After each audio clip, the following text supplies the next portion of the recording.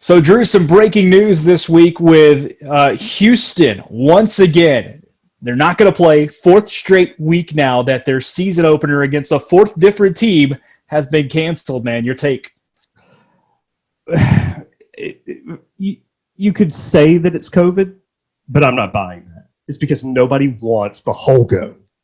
You know, Early, sometimes them football boosters will provide your family with a car or even house if you keep nice and quiet about it. They gonna do what now? Welcome to the place where if you ain't cheating, you ain't trying is a way of life. Just keep it down home, cuz. Where degenerate gamblers can congregate in peace. Money, yeah. Money, yeah. Where screaming at 20-year-old kids on a TV is just another Saturday. Every fiber in your bone, and you take it and you beat the piss out of them. I'm talking about beat the piss out of them. Let's go whip their ass. Let's go. Where game days don't end until the Rainbow Warriors say so. It hits the upright. Oh my God! It hits the left upright. It hits the left upright. They are the bagmen that Danny Sheridan never found. I lived to him with a strong-ass offer. And it all comes to you with a splash of bourbon on the side. Woo! This is the Friends of the Program podcast. What's up, everybody? Welcome back into another episode of the Friends of the Program podcast. I'm Brad, that's Drew, as we get set for the first semi-full week of college football this year. You know, the SEC is back this week. Oh, thank goodness. We've got all kinds of stuff to go on there. In fact, a specialty goodie episode coming later this week as well. Full-on ACC slate this week. The Big 12 all the way back this week as well. So a lot more football to talk about after a bit of a lackluster slate of games a week ago. You can always follow us on Twitter before we get started, FOT Podcast. Same for Instagram at FOT Podcast. Subscribe to us on YouTube, Friends of the Program Podcast. And you can also find us via your favorite platform, whether that is Spotify, iTunes, or anything else, by searching Friends of the Program. Drew, how you doing this week, man? Doing really, really well. Just really fired up for this full first, I guess you could call it the first full week of college football, where we have the Big 12, the ACC, or what's left of the Big 12, the ACC and the SEC kicking off this week. I just cannot get over how fired up I am and ready for a Saturday where literally from 11 a.m. if you're in Central Time, or noon if you're in the Eastern Time Zone or on back, where you sit down at 11 o'clock, watch Auburn and Kentucky. Yeah. At 2:30, you get to find out what LSU's going to do, and then for the nightcap, you get something between Tennessee, South Carolina, Florida State, Miami. It's just going to be a fantastic Saturday. Yeah, I'm not so sure my liver's ready. I haven't actually gotten fully prepared for a full football Saturday, but really, you haven't? You're not mid-season form here. Yeah, I'm not there yet. All right, speaking of mid-season form, what are you on today? I'm actually on that. I'm actually on the Woodford Reserve Masters Collection. Wow. This is the Cherry Wood Smoked Barley edition that was recommended to me by a good bourbon buddy of mine here in Nashville. Fantastic. It's a little different just because of that barley, but for me, I'm not a beer guy, so it kind of reminds me without the hops, because it has that barley flavor in there, but you get a lot of the cherry wood. It's a real good pour. I'm on the something I know you're not a huge fan of, but the 1800 tequila. Woo! But the aged bourbon, the aged barrel style tequila. So if you've never actually, here in Texas, we like our sipping tequilas. It's just something that we do. You can actually find just legitimate tequila bars around here. And I have very much gotten into aged tequila. So they'll age it from the barrel for a couple of years after they distill it down, and just gives it a nice little oaky taste. It's not something you want to go to the bar and throw back a shot with limes or anything like that. Good tequila should be enjoyed just like a bourbon or a whiskey or however you much like it. But that's what I got going today. It's not that I don't like it. It's the fact that I'm afraid of what happens after I have two. That's more where I am after that. All right, so we'll get started. Let's look back at last week real quick before we start previewing the week. But folks, just so you know, we are going to do our normal pick'ems and things like that here during the course of the podcast. However, This podcast is going to drop Thursday the 24th. Friday the 25th, we're going to have a special episode coming. Of course, we're SEC guys. We're Auburn guys. We've said that before several times. We are going to do an SEC preview with the SEC starting. That'll drop on Friday. We got a special guest coming your way for that one as well. We'll get deep into the entire conference, predictions, all that kind of stuff. So make sure you catch us twice this week on back-to-back days as we get set for a first full slate of games. And I want to start in the Big 12 because let's look back at last week and a game that was hideous to watch, just ungodly hard to watch, but raises some eyebrows moving forward because you thought maybe Oklahoma State could put up a fight in the Big 12 this year and make it somewhat interesting in a 3-horse race. They needed everything in the world to get by Tulsa. It doesn't help that it was the only game in the Big 12 also because Baylor and Houston, because nobody wants Holgo. No one wants Holgo this year. It hurts. Holgo doesn't want Holgo. Exactly. That man main doesn't want that man main. Oklahoma State and Tulsa 16-7. I actually went outside and mowed my yard during the early game so that I could watch Georgia Tech and UCF, and so that I could really enjoy Miami and Louisville later. But so I got to listen to this game thanks to Sirius XM. And if you think it was hard to watch, I was going to say, that's got to be try listening to it on the Oklahoma State radio network. It was bad football. It was incredibly, and these are two teams that traditionally score a lot of points. Mm-hmm. This was a game we talked about last week that I said if it's over under is 70, I'm pretty much betting the over every time without even thinking about it. I teased this game down and still didn't come close to hitting not even last week. Nowhere near it. If this is what Oklahoma State is going to be this year, then the Big 12 is truly a 2-horse race. And I think we already thought that probably was going to be the case anyway. And are we sure that it's 2? Are we sure about Texas? Are we sure Texas? I mean, they played UTEP, right? They're going to get Texas Tech this week. Because the boy that cried wolf was right once. So if you keep saying that you're back, at some point, math says that you're right and you'll be back. I'm buying more into Miami is back than I am Texas is back right now. I'm right there with you. There with you. Well, speaking of Miami, Big 12, that was the only game we had to talk about last week. Let's shift over to the ACC. We'll start at the night game and kind of work our way back because it was the biggest game ranked-wise of the weekend last week. It was the only ranked-on-ranked game to be had. And Miami went into Louisville. And if you got them early in the week like we did, folks, you got them as a money line underdog. They actually kicked that game off as the favorite. Yes, I did. But we got the game early enough. We got the points, plus had them as a money line underdog. They didn't look like the underdog one bit on Saturday night. They went into Louisville and just thumped the Cardinals. And they had 20% of the stadium full. They're trying to make some noise there, but I'll tell you what, that Miami offense looks real strong. I tell you what, you're seeing what can happen, and let's call it what it is. Rhett Lashley's doing a great job this year, and is a good offensive coordinator and learned his craft from Gus Malzahn. However, I saw a tweet from somebody that said, is it finally time that we admit that Rhett Lashley is responsible for 2013 and 14 offense at Auburn? No, he was not. No. It's where he learned the craft, don't get me wrong. Yeah. But you're seeing what a game-changing quarterback can do for a team, period. You saw it with Cam Newton at Auburn because look at that roster. Look at that offensive roster for Auburn in 2010. Tell me another player I would say I'd say you saw it with Johnny Manziel in 2012. You saw it there too. When they won double digits at Texas A&M, there was no reason that team should have won double digits. No. Right. And we can go down the list, right? Sure. There's plenty more we can start naming, but Vince Young, I think, as good as that Texas team was, and that was a really good 05. He made the difference of that championship. Absolutely. They flat out do not win the national championship without Vince Young in 2005.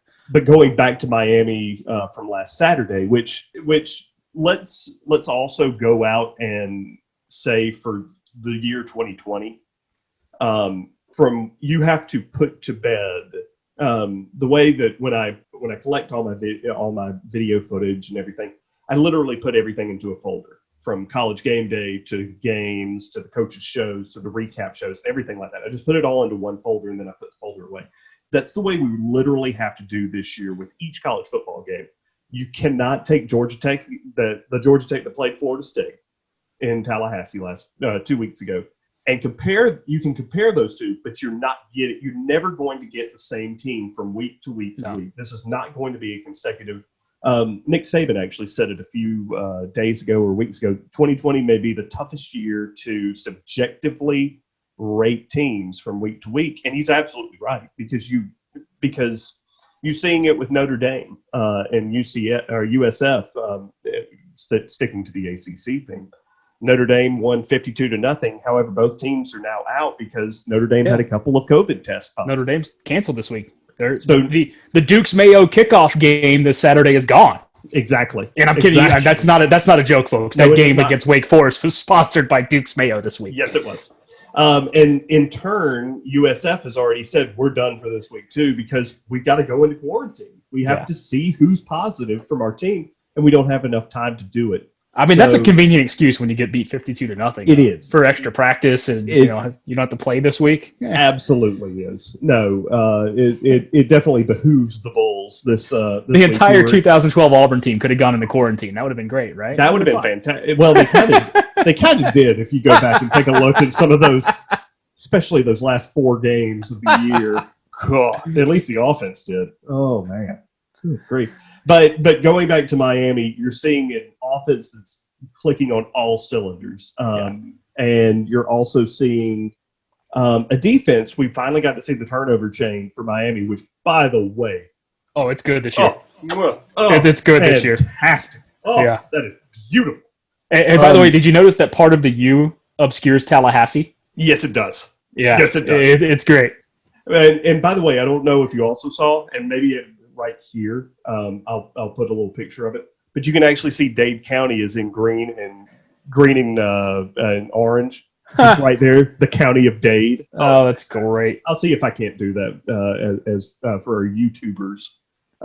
But no, Miami looks to be that second team in the ACC that we've been kind of searching for, along with Notre Dame. Yeah, I was going to say maybe Notre Dame. I think they're 1 and 2. Clemson, I didn't learn anything from them. They played the Citadel. No, you're really not going to learn anything from Clemson until they play Notre Dame or Miami or somebody with a pulse. I'm not going to learn anything, or their inevitable loss to like Pittsburgh or something.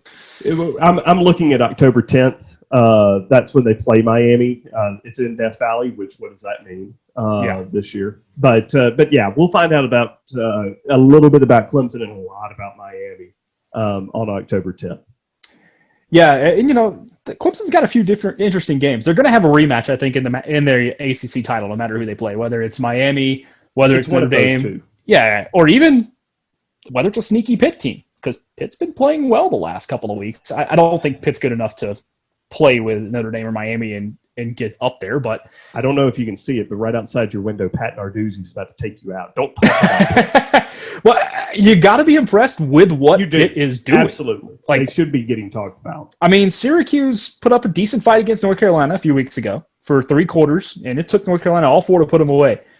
Pitt, Syracuse came in again. Pitt put gave Pitt, and just reached back. And Pitt put them to sleep. Mm-hmm. And this week, that Pitt game this week, and it's one of our pick'ems, by the way. Oh, I'm really looking forward to seeing how they play against Louisville, because that will be a sneaky good football game this coming Saturday as we look into the ACC. You're not wrong. But yeah, I thought Pitt looked really good last week. I think they're the kind of team they're going to get someone. I don't know who it is, but they will get someone. But let's stay in the state of Florida real quick, because we talked about Miami and them putting up 47 points against Louisville. We got to talk about UCF, though, too. Georgia Tech comes off a win against Florida State. You and I both thought Georgia Tech would cover this game. I actually thought Georgia Tech would win them outright. I couldn't have been more wrong. 49-21. And UCF just looked like UCF of 2 years ago. Mm-hmm. You're not wrong at all. And it's a great win for UCF, and congratulations to those kids who went on the road and fought through a lot of COVID protocol to get to this point. But I'm going to put a swerve on you. I'm going to put a kind of a curveball on you here. I think that this says something more about a team that wasn't even in the stadium than it does about either Georgia Tech or UCF. I think this says more about Florida State than anything. Which I know I just said you can't compare teams from one week to the other. Yeah. However. Well, and we'll again, it's another one of our pick'em games, so we'll get into it later. But Florida State's playing without their head coach this week. Yeah. Yeah, COVID violation, our issues there with Norville. Yeah. They did not look good against Georgia Tech for most of that football game. And then UCF. Is Florida State the fourth best team in Florida right now? With Florida, even with Florida not playing. We haven't seen Florida play. They are, but I think we can assume that they're better than FSU. Yes, I would say right now, as we sit, because I just haven't seen Kyle Trask and what he looks like in year 2.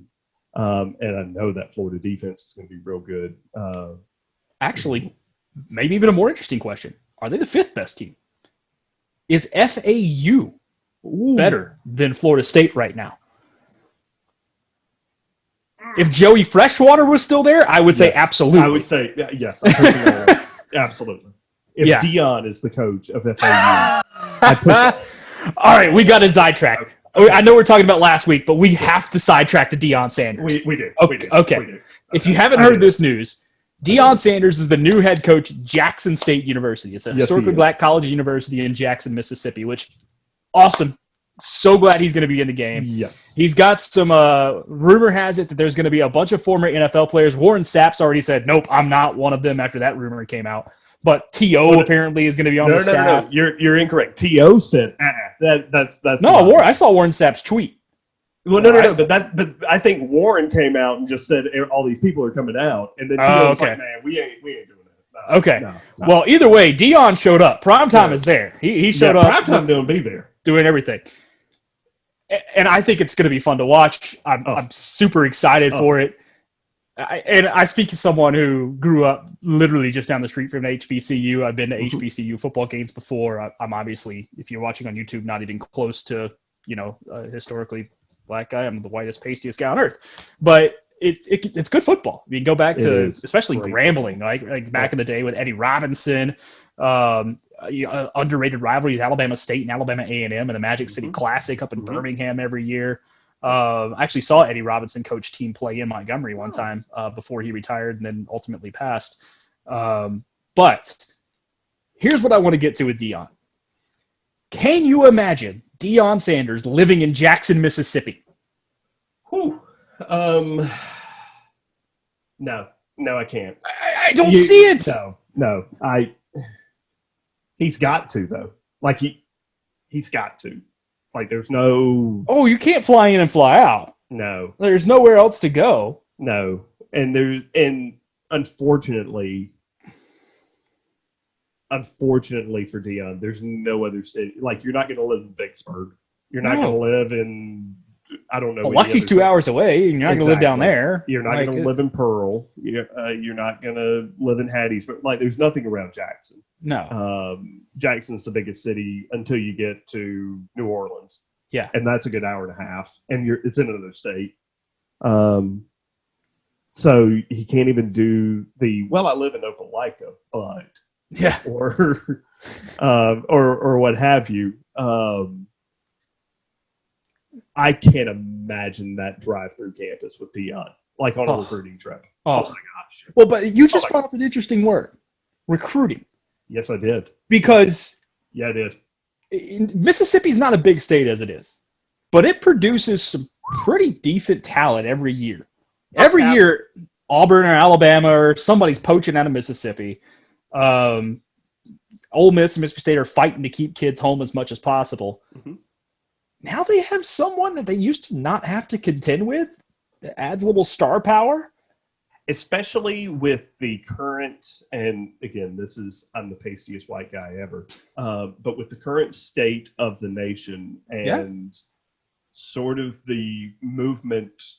I know it hasn't been a very loud movement, but I know that there was a movement to some degree of bring back the HBCUs. Well, I forget the name of the player, but there was like a 4 or 5 star recruit basketball player that committed to go play at Howard. Yeah, absolutely. Would have never happened before all this. Yes, exactly. So if movements like that start, you're going to have the Auburns, the Alabamas, the LSUs, the Georgias, the Clemsons start to see, especially if that movement gains strength and gains traction, which more power to it. I spread the wealth. Absolutely. Yeah. I mean, it will be interesting to see if Dion can harness that power, because that's a name. Whether it's Dabo Swinney or Nick Saban or Gus Malzahn or Kirby Smart, Deion Sanders. Oh, it's amazing. I mean, I grew up in Montgomery, man. Turkey Day Classic every year. Mm-hmm. Alabama State versus Tuskegee. I don't actually think they play it on Thanksgiving Day anymore. But that game was, parade every year. That was like the highlight of Thanksgiving Day. Now, if you start getting recruits in there at higher 3-star level, 4-star level that have never historically gone to those colleges since we've had like rating systems in recruiting, my goodness, like the amount of parity across football, like imagine how they could, an HBCU that can recruit at that level could dominate 1AA or D2 football. Absolutely. Because that's where they're all typically playing at that 1AA D2 level right now. Tuskegee's a D2 school, Jackson State and the entire SWAC is 1AA, or FCS is what you want to call it. Sure. The MEAC is FCS, right? So Winston-Salem State, who played Valdosta State a couple of years ago in the D2 National Championship. Really good football team, really good game. Yeah. To be able to see some of those historically black colleges be able to pull in, and again, like you said, not 5 stars, because let's be real about what the name of our show is. Even a lot of those HBCUs don't have the power to bring. Well, there's a lot of there are a lot of rich alumni. There's a lot of rich alumni. Oh yeah, no, right? I'm not saying that at all. Yeah, but I think you could say even political pressure and things like that could come into play in the areas too. Absolutely. And just steering from friends of the player as well. I wouldn't be surprised if a couple 5-star players get directed to the HBCUs, but on the whole, it will still be the blue bloods, the wealth, the blue bloods, for lack of a better term. But no, to be able to see even more parity than we already have with the 25 limit and with other sorts of restrictions away from the Bear Bryant way of recruiting, I think would be fantastic. We're going to revert back real quick to last week. We were talking about games that hit us, just a few entertaining ones we want to hit on because it was a light week overall as far as games and what was out there. Most entertaining game of the night and of the day was Hardly See. It was on the ACC network. It was the nighttime ACC game that nobody was paying attention to, but North Carolina State and Wake Forest went up and down the field on each other. Man, that was fun to watch. 45-42 final score there. North Carolina State hanging on. After I finally got my my upset special right, 2-0.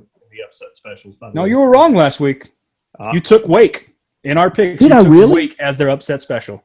Then why was I pulling for Louisiana Tech so hard? Because you had the money line like I did. Okay. All right. Well, still to be 3 down, to lose by 3. This was still a fantastic game to watch. I hate that Wake lost, but no, just a fantastic game. Yeah, I thought it was great. And then you mentioned Louisiana Tech. That was one I wanted to hit on there's 2 comebacks I want to hit on. That one is the first one. Louisiana Tech went into halftime. I think it was tied at the half, if I'm not mistaken. And then they got down in the second half. Looked like it was completely done. Actually, Louisiana Tech was down 3 at the half. Southern Miss kicked a field goal, got up 6. Louisiana Tech had to go the length of the field. And all of a sudden, here they go. And on 4th down and ball game, final, like next to the final whistle seconds. almost. I think there wasn't much time left in the clock. Yep. Throw to the back of the end zone. And you and I were texting each other watching this thing together. Because, like I said, we were both playing the Tech on the money line at about plus 180 or something like that. It was plus 180. And the quarterback could have ran the ball in. And then last second, he flicks one to the back of the end zone. Big tight end goes up over like three defenders, catches it, and barely gets a toe down. And they initially ruled it incomplete. The referees did. Yep. But I started texting you immediately saying he got the foot down. And they come back and overruled it. And Tech wins 31-30. Luckily. And God bless the field goal kicker who was actually able to make the extra point. Bless him. Because if that game goes into overtime, Southern Miss wins. Which, by the way, to the new, I did not catch his name, and I have not. Yeah, tip of the cap. Tip of the cap to the Southern Miss head coach. 30 years old. 30 years old. Going into next week, though, just one less shot of espresso. One, you don't need it. I promise you 3 is enough. You don't need it. Because that man was flying all over the field. And kudos to him, because even at 30, I couldn't move like that. The other big game I want to come back for comeback purposes I want to hit on happened down in New Orleans, where the greatest logo in college football, Tulane Green Wave, unfortunately for them, fortunate for those who like to watch fun football, blew a 24-0 lead to the Naval Academy, who all of a sudden found a passing game. Well, they went out into the parking lot and at the half and said, all right, this running thing isn't working anymore. We got to do something. And they went out and did something. They learned how to tackle, and they learned how to throw the ball. I don't think they've thrown that many forward passes in 20 years combined. I mean, I don't know if they all came in the second half, but anytime I see a Navy quarterback go 6 for 11 for $139, that's like 400 yards for anybody else. I mean, that's what you're – compare those stats to what you're going to see from Mississippi State this weekend. Oh, my gosh, yeah. I didn't even think about the Pirate making his debut down there this weekend. And then the final game I want to touch on from last week, actually 2 others real quick I want to touch on. They were both involving Sun Belt schools. Louisiana, after that big win up at Ames, Iowa, goes to Atlanta and nearly gets clipped by Georgia State. They had to go to overtime to beat Georgia State 34-31. In a great ball game. Got to listen to that one as well while I was mowing the yard. That was a fun one to listen to live from Turner Field there in downtown, beautiful downtown Atlanta. Whatever it's called now. I don't know if it's Turner Field anymore. I don't think it's Turner Field anymore, but that's – I mean, I could call it Olympic Stadium. I saw Michael Johnson run in there. So it's still Olympic Stadium to me. But no, a great comeback win by Louisiana, and I mean, to pull one from the fire, because they were down 21-0 at one point, and to come back and win 34-31, really good job by the Raging Cajuns. And the other one I want to touch on that also involved the Sun Belt school. This one they dropped. I don't know what to make of Appalachian State here early in the season. They lose to Marshall 17-7 on the road. Remember, in their first game, Appalachian State barely squeaked by Charlotte by a point. Very close. So Yosef's boys up there, I don't know how to make of what's happening on the Rock, but I'm not impressed so far here early in the year with Appalachian State. It looks a little bit shaky, and it's what I was sort of nervous about with Scott Satterfield leaving, and then Eli Drinkwitz comes in. Back-to-back years, and catches lightning in a bottle. And now you've got your 3rd head coach in 3 years. That's rough on anybody, much less if you're your coordinator or your position coach. But to be the head coach and everything's new, it's just a rough way to go. for some really good guys. So yeah, just I like what Marshall's done so far this year.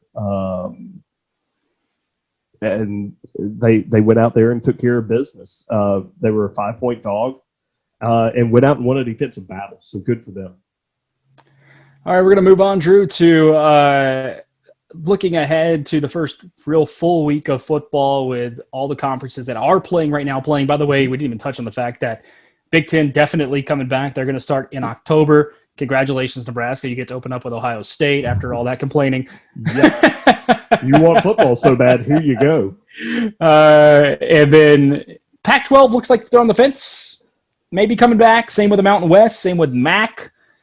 Trying to squeeze in 6-8 game schedules. It's kind of weird. For the Pac-12, just with everything going on out there, with the fires and with everything, I love the legwork that they've done to get the COVID testing together, to maybe get some of the other sports together. But at this point, I felt like, I remember talking to somebody and I said that you're for lack of a better term, drop dead for announcing that you're going to come back was either this past weekend or this upcoming weekend. And I think the Big Ten really pulled the trigger at the last minute, just with the way everything's looking. I don't see how, even if you went through and played, let's say you started at the beginning of November at this point, you're talking about maybe 6 games. I don't see how that's going to help any of your schools get into the college football playoff.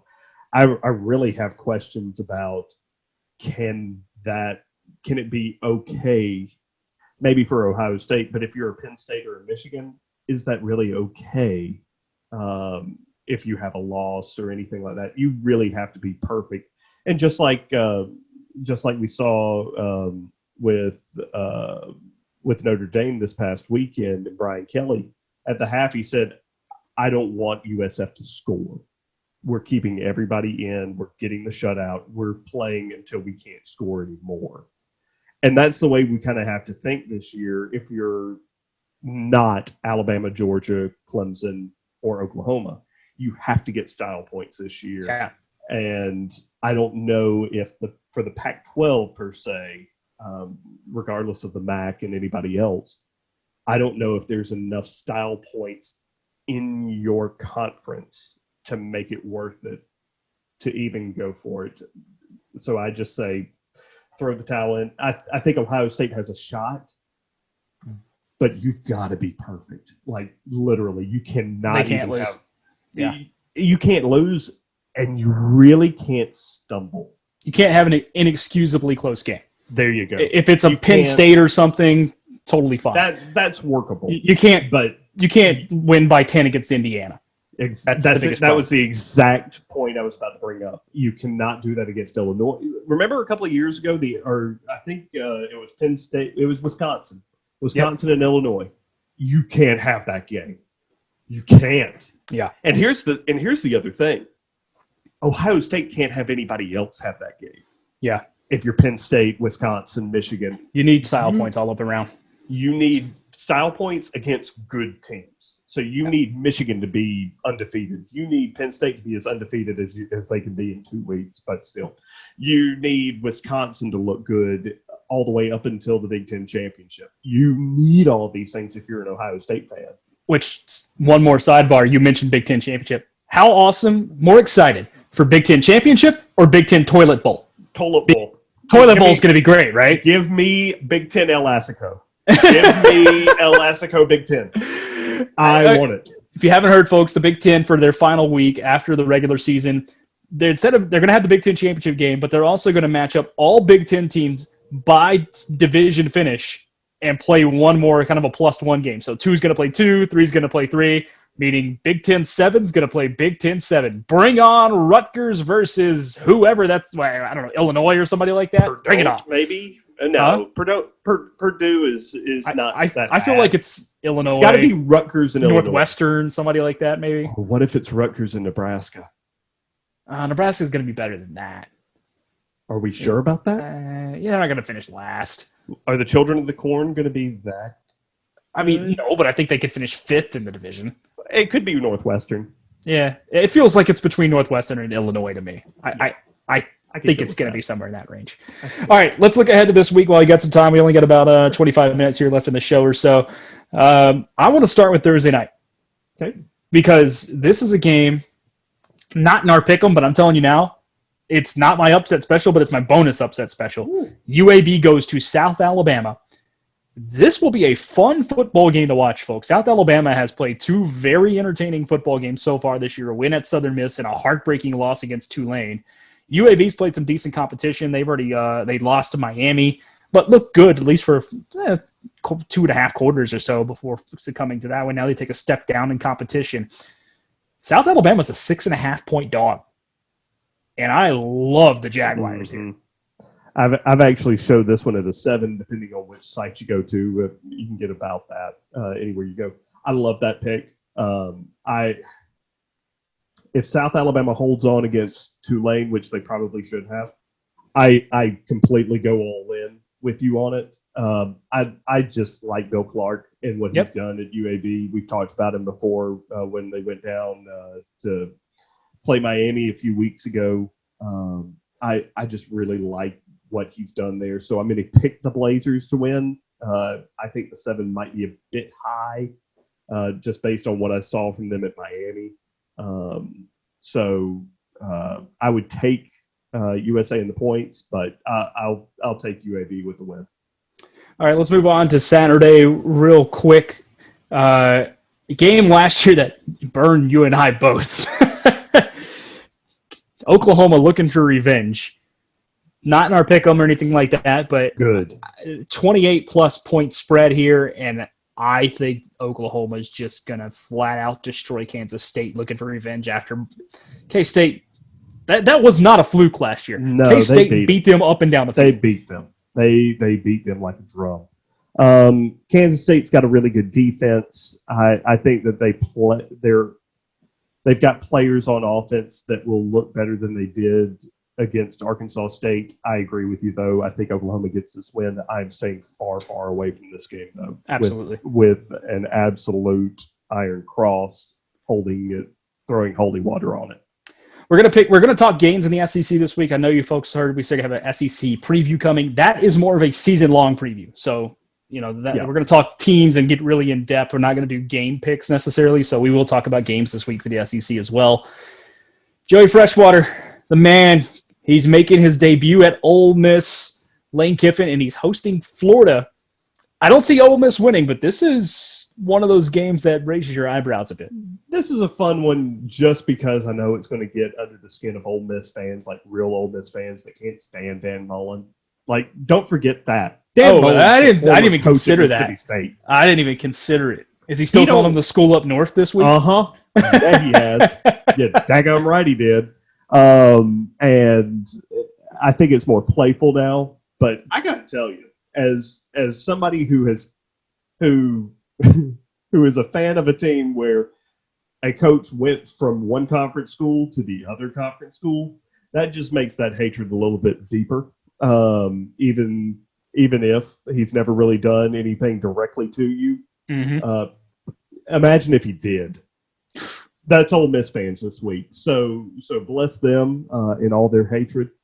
But I don't see – you're going to see Matt Corral at quarterback because that's what Lane wants. John Rice Plumlee would probably be the better pick here just because he gives you a chance to get out of plays that are going to break down because it's going to take a minute for Joey Freshwater to get some bigger troops. But let me just throw this number out at you for Ole Miss. Did you know, Bradley, that 75 of the 85 players on the Ole Miss football team right now already have a letter from Ole Miss on their jacket? They have already played. They are already experienced players for the Ole Miss Rebels. I did not. 75 of the 85. So that means 10 newcomers. I don't doubt Kiffin's ability to get a team ready to go. Remember his 1 year at Tennessee? Mm-hmm. They weren't bad. They were 5-0 going into the Auburn game. They weren't bad. That was an undefeated Auburn and an undefeated Tennessee. When was the last time we could say that about Tennessee? Yeah. Anywho, other than prior to the first game last year. How you doing, Georgia State? Yeah, would that have been Georgia? Which is a bigger win for Georgia State if they would have pulled off the Louisiana game? Oh, it's still Tennessee. Last year. It's still going in. Is it really? They would have beaten a top 25 team though. Yeah, I know, but it's still Tennessee, man. I mean, you won in front of 100,000. Well, haven't won the SEC since 1998. I'm aware, but still, it's still Tennessee. It's still 100,000 plus people in the stands. It's sort of. Yeah. But anywho, going back to Oxford this weekend, I'm excited for this one. I hate that it's at the same time as the Auburn Kentucky game. But luckily, I do have a 3 TV tuner recorder, so I will be recording this one and watching it later. All right, this is our first pick'em game. It's the one you just mentioned. We have to talk about it, and you know we're going to be partisan, but the Auburn Tigers, our boys. I think they arguably, there's no argument, they have the toughest opening game in the SEC this weekend as far as matchups go. Shocking. Kentucky rolls into town. Auburn's replacing an entire offensive line, sans the center. Kentucky, and most of the defensive line for Auburn, too, also being replaced. Kentucky, very, very experienced on the lines of scrimmage, can control the football. Auburn's about a 7.5-point, 8-point favorite right now. It's a pick'em game. How do you like it? I was talking to somebody last night. My wife had a friend over to do some yoga, and so I've been breaking down all the games this weekend like I always do. While they're doing yoga, and that's the music they're doing it to? Exactly. Yep. While you're in Downward Dog, let me also talk to you about this matchup between the wide receiver and the linebacker here in the slot and how that could happen. You notice here up on the board, Big Cat Bryant's going to come off the end here. All right, come up to tree pose while we also talk about. So we're going to go into cactus, and but she was asking, the friend was asking how I thought Auburn was going to do this year, and I was raised by a sandbagging Auburn fan to speak softly and then speak softer when you win to make up for next year when you lose.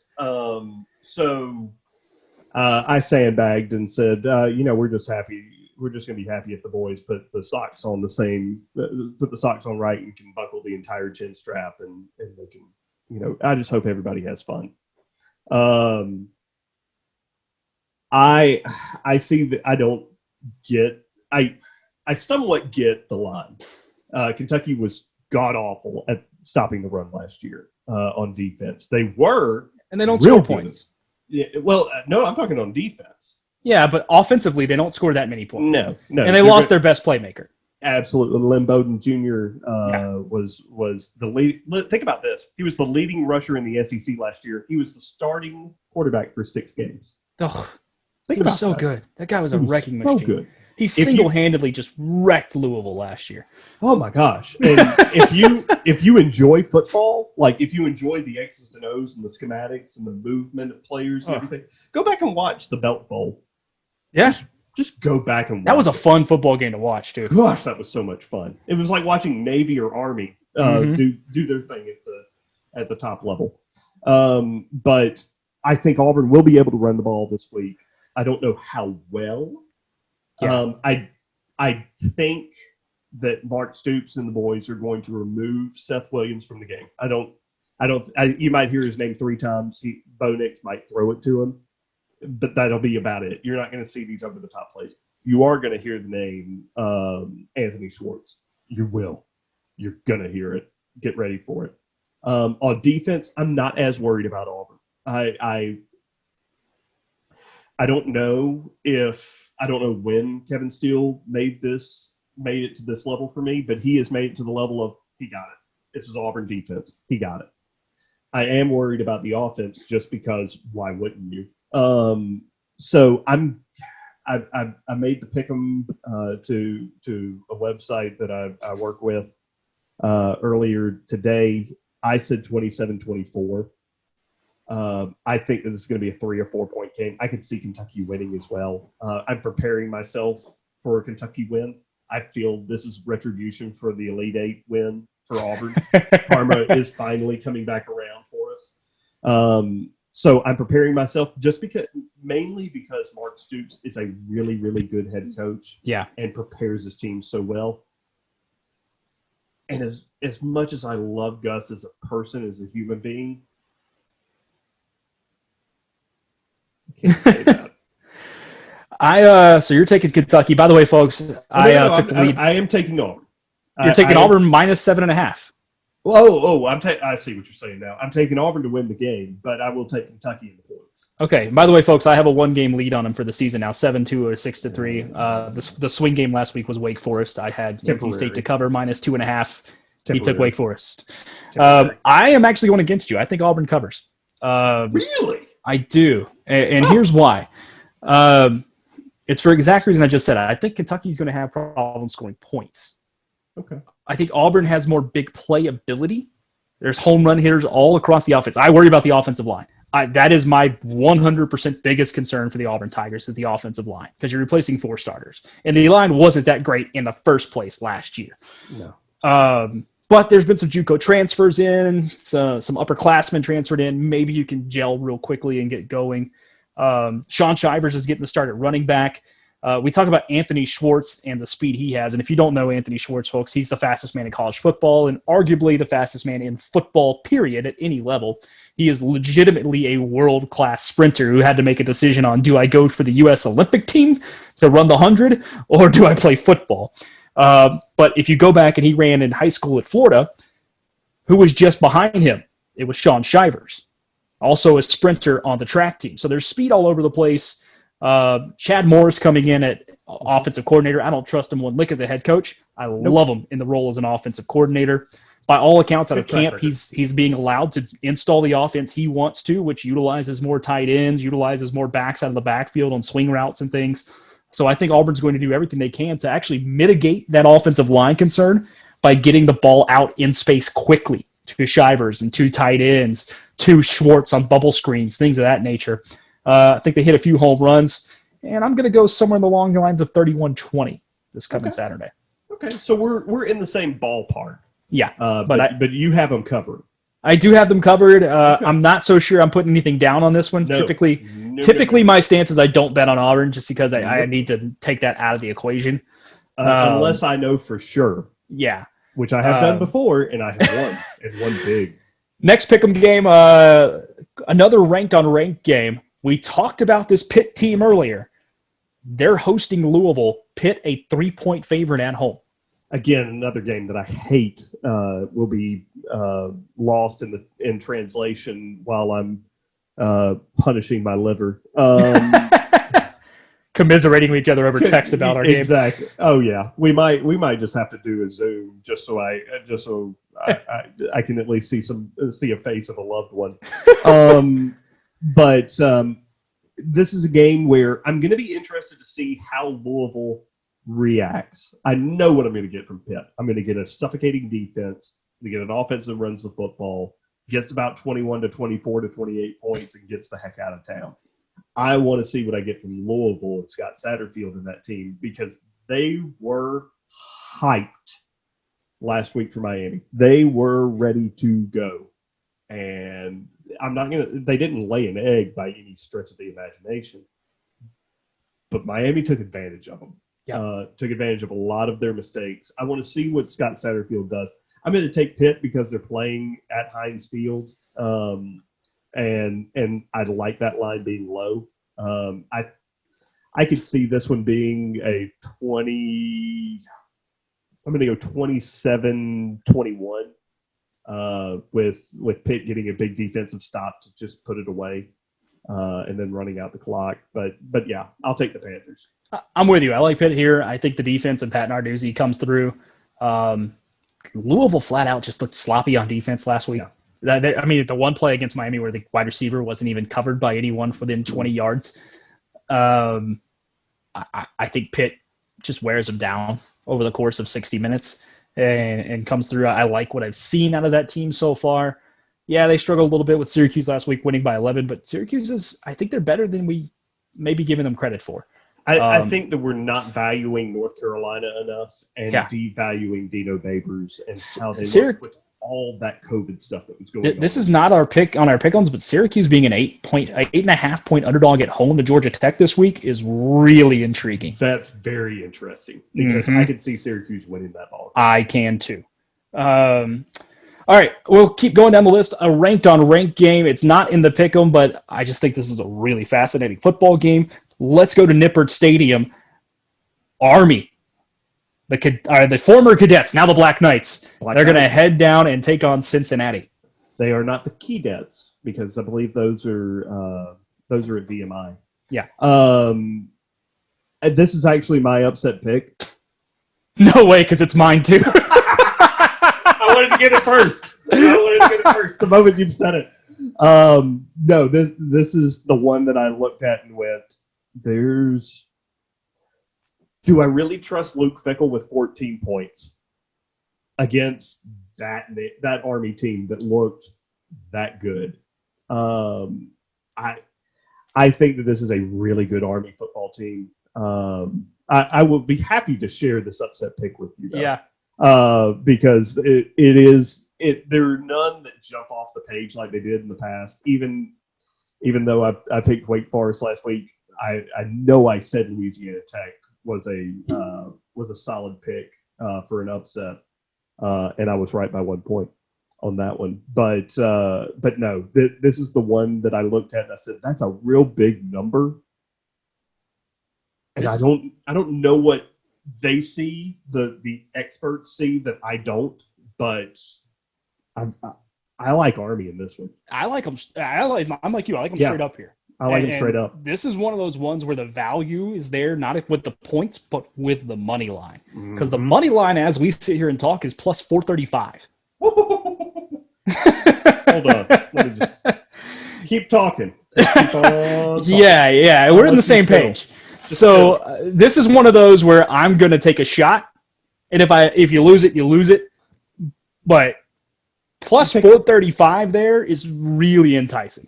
Put a 5 down on it, and it's $25 back or 24, something like that, right? Yeah. Okay, sure, that's worth a shot.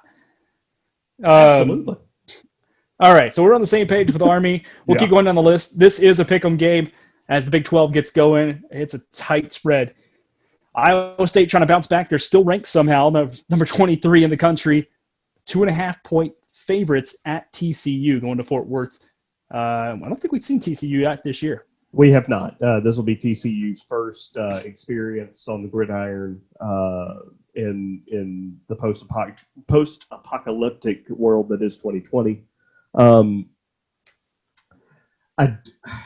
I've got to think. We haven't seen Iowa State since the debacle in Ames against Louisiana, where they literally got run out of their own stadium. So I've got to think Matt Campbell will have the troops rallied a little bit. I really have not liked the trend from Gary Patterson over the past couple of 3, 4, 5 years. I just haven't liked the trajectory, if you will, that the Frogs have kind of been under. Been in that 6-6, 5-7, 7-5 range for a while now. Yeah, it's not what we're used to. Which sure, you have the adjustment. They're going to have adjustment time to get right with the Big 12. It's been a while though. They've been in the conference a while now. They've been there for a minute, so I would have expected that got better here lately. I'm going to take Matt Campbell. I'll give the 2.5 or the spread just because I know what I'm going to get on average from him. And here lately, my returns from Gary Patterson have not been up to par. I'm on a similar thought train. I think Iowa State, with the game under their belt, can make some adjustments, come back, pick up a win on the road. I have no idea what to think of TCU this year. I haven't been impressed for the last few years in what they've been putting out. And ever since that year where them and Baylor, I think, shared the title, right? And they ended up 5-6 and out of the playoff. TCU just has not been the same. Yeah. I think that was 2013, 2014, somewhere in that range. I believe that was 14. Yeah, it was 2014 because I went to the Cotton Bowl that year and watched Baylor blow a giant lead to Michigan State. Yes, that was that year. Yes, so yeah, I'm with you. I think Iowa State picks up the win here on the road and covers the 2.5. Move on to a night game in the SEC. Let's go to Columbia, South Carolina. Sneaky game. Number 16, Tennessee. 3.5-point favorites on the road at South Carolina. Tennessee coming off the bowl win over Indiana last year. Kind of a little bit of a bounce back year. South Carolina, 4 or 5 wins. I think they went 4-8 last year. But one of those wins was on the road at Georgia. So it's not like they can't play football. That's true. I think it's a make or break year potentially from Muschamp. I'll start because I'm making you pick first. That's fine. I'm taking the Vols. I'm going to take the Vols minus 3.5 on the road here. Oh, really? Huh. That's brave. Do you have any reason? Yeah, I just I think the coaching is better, flat out. I trust. Oh, I mean, come on. You trust Skullcan more than you do Will Muschamp and Mike. Don't you? Yeah. If Muschamp was my defensive coordinator, it's a whole different conversation. But as a head coach, I just flat out don't trust the guy. Here's the math equation in my head. You've got South Carolina, who's got a great defensive coordinator and a great OC, a good OC. I don't know if I put the G word great on Mike Bobo. They don't have a head coach, though. Tennessee does have a head coach and a good defensive coordinator in the same person. I don't think that you don't have Justin Guarantano back this year, right? You don't have to worry about that. Yeah, you do. Oh, is he back? Uh-huh. I thought he was gone. Oh. Nope. He's your starting quarterback for the Vols. Might need to change. And oh, by the way, Tennessee fans that I work with are very, very concerned that with this extra year, back for one more after this. Back for one more. Oh, Jarrett Guarantano. I called him Justin. Sorry. Yeah. I'm still going to take him on the road. I don't know. This is one of those illogical picks because you're kind of throwing darts against the wall, having not seen someone play. Yeah. No, this is an absolute spaghetti game. Just throw it up and see how many noodles stick to the wall. I'm going to take Tennessee. I am fine to tease the line as well to get it to 6.5. I think Tennessee wins this one by 10. I think I trust Jarrett a little bit more than everybody else. I know Tennessee fans have been burned in the past. I saw a different version of him in the fourth quarter against Indiana. And if he can harness that, and with the consistency of Jim Chaney at OC, I think that's going to be fine. I think Tennessee's defense is going to be fantastic. I don't think they're going to be world beaters by any stretch. I do think that they can stop a Will Muschamp offense, though, Mike Bobo led or not. I don't care. Colin Hill has spaghetti for a kneecap because every time that Colin Hill, just in case you didn't, for those that are keeping score at home, transferred from Colorado State, where one Mike Bobo was just the head coach, saw that he had a chance to play in the SEC and went, yeah, I'll follow you. But has gone down each of the past 2 seasons with knee issues, having to have reconstructive surgery in one of those years. So I don't see him, not that people are going after his knee or anything like that, but track record tells me he's not going to be your starting quarterback for a season, even if it is 10 games. I believe that this is a make or break year for Will Muschamp. And I feel the break is coming much sooner than the make. All right, final game that we're going to pick for the spread, and then one other after that. We're going to make them quick because we are kind of bumping up against our normal amount of time that we try to keep the show at. This is where game day is going to be. Inexplicably, I don't get why they're going to go down there, but the Miami Hurricanes, 11.5-point favorites. They're going to host Florida State. Where you at? Oh, I'm with the U. Minus 11.5. I don't care. Give him. Gimme. I don't trust Florida State as far as I can throw them. I think Miami's defense, maybe Diaz is showing why he's a good defensive coordinator. Maybe not so much the head coach per se. Rhett Lashley. We've already talked about Miami. Yeah. And Florida State without their head coach, Mike Norvell, who is a very good offensive coach, doing it on Zoom, it doesn't count. We've seen Hugh Freeze do it from a dentist chair. It's not going to make a difference. You mentioned in the Vols game in the pick there that this is one you would tease the line up to get a little better action. Mm-hmm. This is mine. This is a game I would go 14-15 because right now I think it's like a minus 110 if you take the line as it is at 11.5.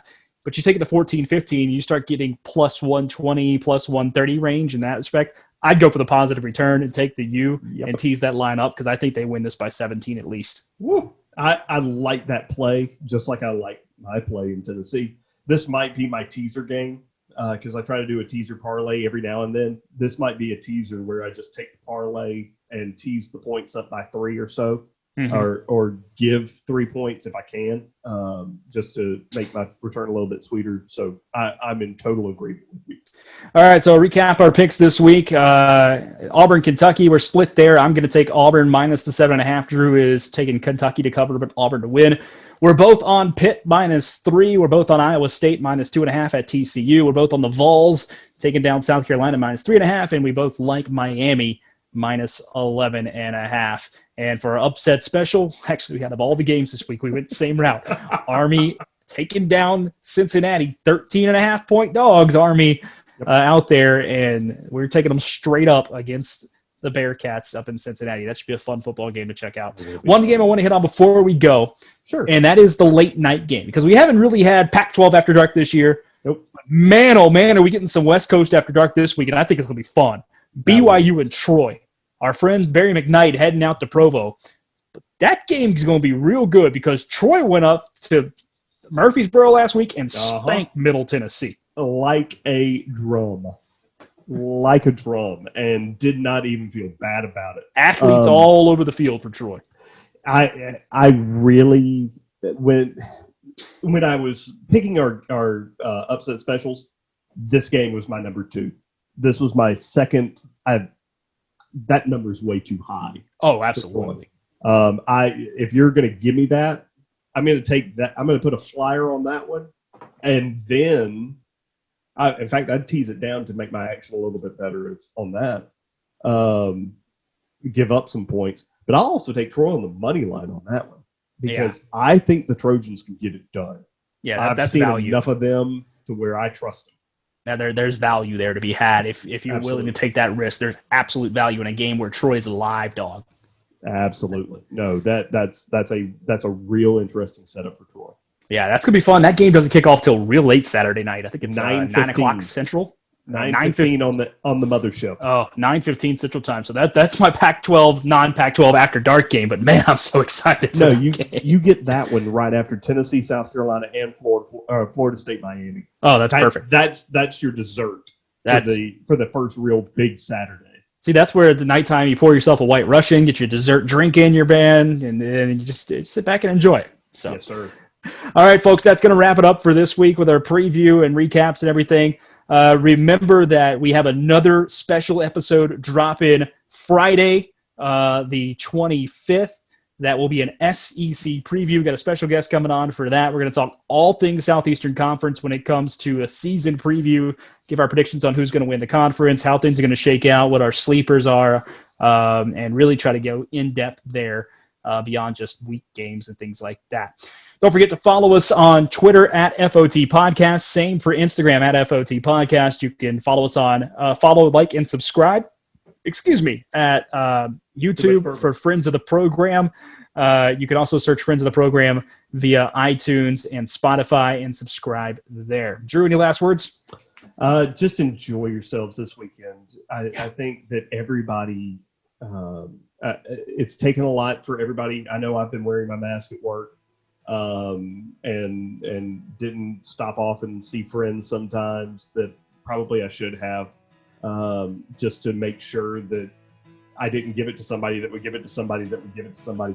There's a lot of thank yous to the people that are working these games, that even if they don't hear it, thank you to them. Just enjoy yourselves. We are only given, in a normal year, we're only given about 14 or 15 weekends of this. Now we get about 10 to 12. Yeah. Enjoy it. Just embrace it. Even if your team loses, put a smile on your face because it's here. And with this year, the way things have been, and not to get political, but everything that's going on in the world right now, particularly in our country with elections and justices, issues that need to be addressed. But sometimes it's nice just to take a Saturday and let your mind get away for some stuff and yell at a bunch of 20-year-olds on the field that they need to run the fly pattern better. So route three. So hopefully, folks, you get out there and enjoy that on Saturday, and join us again next week when we recap what happened and dig into more college football. For Drew McCracken, I'm Brad Tillery saying thanks so much for joining us, guys. We really do appreciate you, and we'll talk again soon.